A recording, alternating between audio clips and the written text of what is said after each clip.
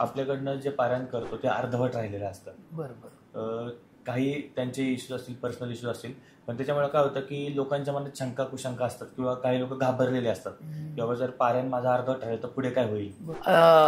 हो, खरंच भीती किंवा आपण त्याला घाबरणं म्हणतो ना, याच्याऐवजी जर अशा काही कारणास्तव म्हणजे समजा 4 दिवसाचे तुमच्या घरात काही प्रॉब्लेम आला, त्या मातेकडून तुम्हाला जेवण ग्रहण करणंच करणं आहे किंवा तुमची तब्येतच बिघडली, तिथं तुम्ही नाथांना शरण जाऊन विनंती करायची आहे की माझ्याकडून असं होत नाही आहे, तर मला ह्या परवानगी द्या आणि मी हे खंड न करता ह्या दिवसानंतर पुन्हा चालू करेन असं त्यांना सांगून परवानगी घ्या.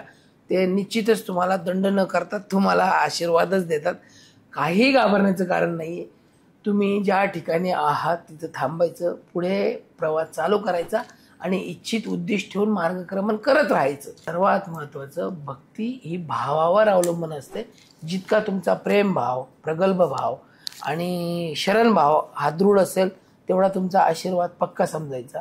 पण शक्यतोवर 9 दिवसात तुमचं होतं, काही काळजी करू नका. पण जर झालंच तर शंका न बाळगता पुढे कंटिन्यू करून घ्यायचं ते.